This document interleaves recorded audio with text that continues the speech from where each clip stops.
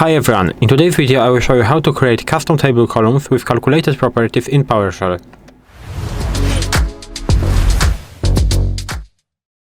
So as I said, in this video you will learn how to create custom table columns in PowerShell using calculated properties, and this is very useful because this allows you to transform data directly in the output.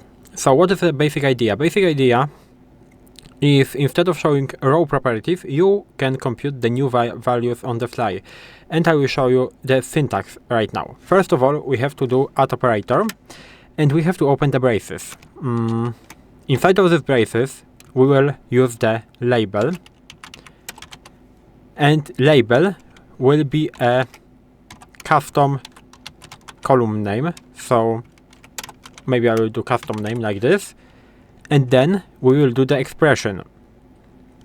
So here we have to add the expression equals in the braces, and we will write something. So this is the syntax of this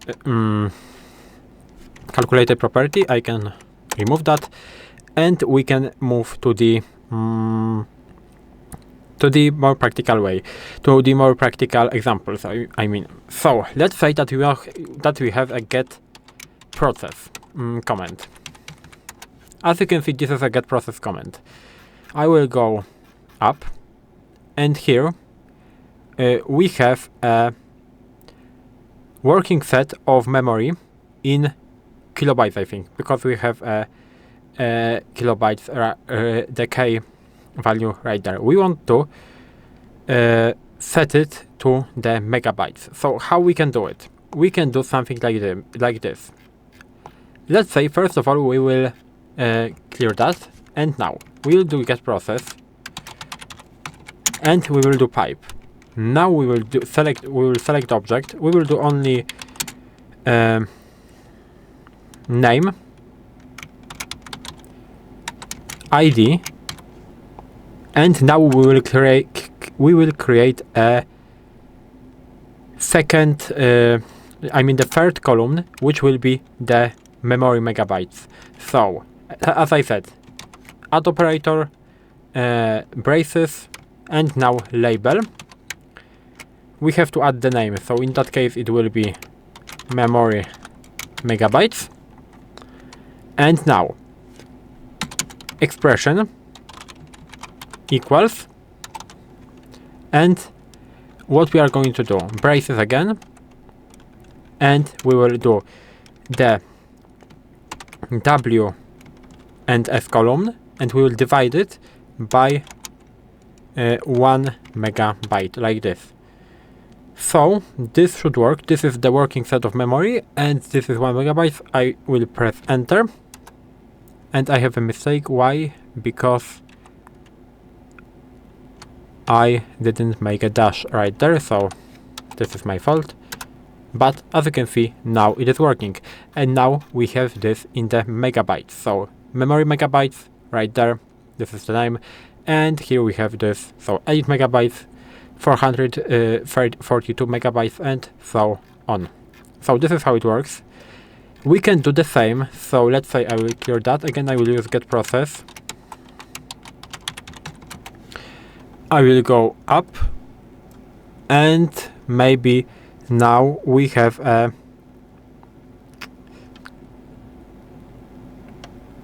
so we can, for example, change the CPU column.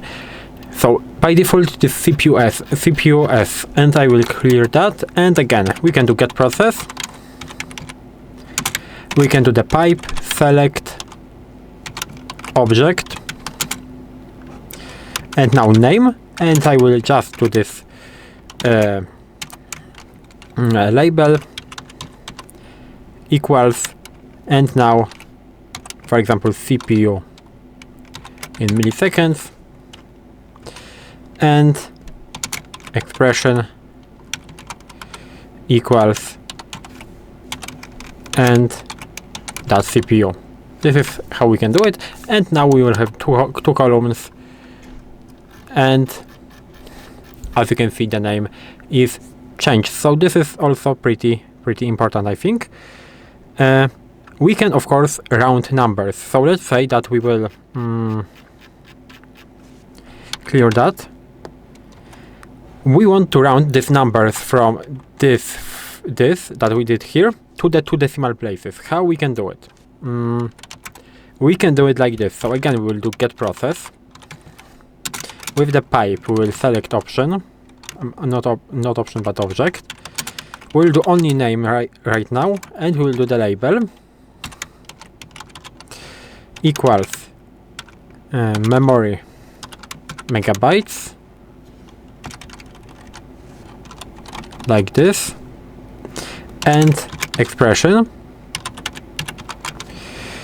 equals, and now it is very important because we have to add the math right there, because we will round something, so math, but of course math in these brackets, like this. And now we have to call the round, and now inside of the bracket, inside of parentheses, we have to specify something like this. So we will do the same thing that we did before. So we have to call the WS column, we have to divide it by 1 megabyte, but we have to add the one more option, which is 2. This 2 is basically the value that we want to round the number, so we will round it to 2 decimal places. I think it should work. I will press enter. As you can see, it is working fine. Everything is rounded to 2 decimal places in the memory that megabytes column. And now we can, for example, maybe the last example, I will clear that, and we will use the Get-ChildItem command. It was a little bit shorter. As you can see, we are printing something like this right there. So how to convert file sizes into kilobytes? We can do something like this. So again, Get-ChildItem with pipe, of course. We will select option, my main object, name, and again, in the braces label, we will use size kilobytes, for example, and now we will use the expression, it is okay, and now in the braces, we will call we'll get the length column, and we will divide it by 1 kilobyte. I think it should work, and as you can see, this is the size in kilobytes. And this is basically how you can do it with Get-ChildItem. Of course, we can, for example, do the multiple calculated columns. So maybe the last example with Get-Process, so Get-Process, and we will use, first of all, we'll combine 2 things. So we will select object, we'll get the name, and now first of all we will do the label like this, which will be CPU, and the expression that will equal to $underscore that CPU. So this is the first one, and now the second one will be that with the memory. So again, label,